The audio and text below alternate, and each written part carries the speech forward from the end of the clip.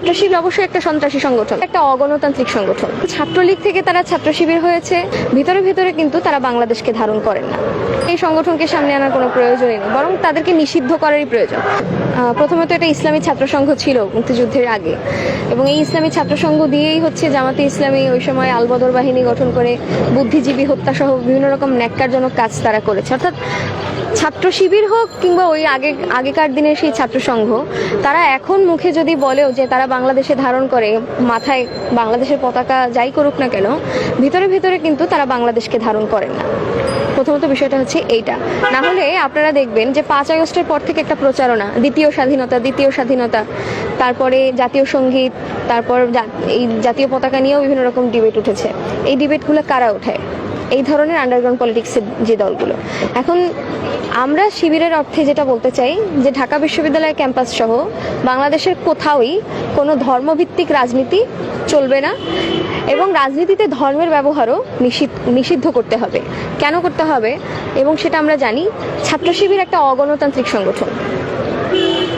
একটা গণতান্ত্রিক দেশ যদি আমার নির্মাণ করতে হয়, তাহলে গণতন্ত্রের নাম করে আমি কোনো অগণতান্ত্রিক দলকে আমার এখানে স্পেস দিতে পারি না। প্রথমত ছাত্র শিবিরের যে গঠন কাঠামো, সেটা পুরোটাই অগণতান্ত্রিক একটা গঠন কাঠামো, এবং এখানে একটা বিষয়ে আবদ্ধ থেকে সেই বিষয়টাকে এখানে চাপিয়ে দেওয়ার একটা মনোবৃত্তি কিন্তু তাদের ভিতরে আছে।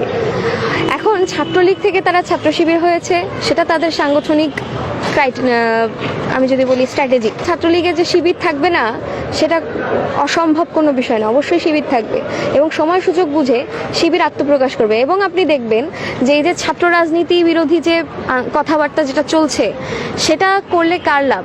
এই ধরনের আন্ডারগ্রাউন্ড পলিটিক্স করা, এই ধরনের মৌলবাদী সংগঠন করা, এই ছাত্র সংগঠনগুলোরই লাভ আছে, তাদের রাজনৈতিক দলগুলোরই লাভ আছে। ফলে আমরা যেমন বলছি যে ছাত্র রাজনীতি বন্ধ করা যাবে না, এবং বিশেষ করে প্রগতিশীল যে ছাত্র রাজনীতি, সেটাকে অবশ্যই চর্চায় আনতে হবে। কিন্তু এইটাকে বন্ধ করে দিয়ে আপনি যদি ওই একটা সন্ত্রাসী সংগঠনকে নিয়ে আসেন, শিবির অবশ্যই একটা সন্ত্রাসী সংগঠন। কারণ আমরা জানি যে 90 এবং তার পূর্ববর্তী সময়গুলোতে রাজশাহী বিশ্ববিদ্যালয়, চট্টগ্রাম বিশ্ববিদ্যালয়গুলোতে তারা কিভাবে ছাত্রদেরকে হত্যা করেছে। ফলে এই ছাত্র রাজনীতি বন্ধ করার মধ্যে দিয়ে এই সংগঠনকে সামনে আনার কোনো প্রয়োজনই নেই, বরং তাদেরকে নিষিদ্ধ করারই প্রয়োজন। আর একটা বিষয় আমরা যেটা বলতে চাই, যেটা কোথাওই বলা হয় না, ঢাকা বিশ্ববিদ্যালয়ে পরিবেশ পরিষদ নামে একটা চুক্তি আছে।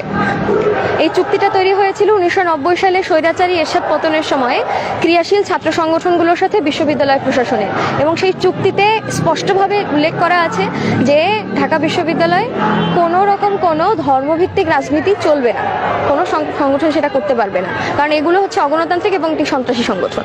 সেই জায়গা থেকে আমরা আবারও বলছি যে বিশ্ববিদ্যালয় প্রশাসনের সামনে দিয়ে যদি শিবির এই কাজ করে, তাহলে আমরা বিশ্ববিদ্যালয় প্রশাসনকেও সেই প্রশ্নটা করতে চাই যে পরিবেশ পরিষদের চুক্তি তারা ভঙ্গ করে, আইন অমান্য করে তারা এই কাজটা করার স্পর্ধা কোথায় পায়? এটাই হচ্ছে শিবিরের প্রসঙ্গে।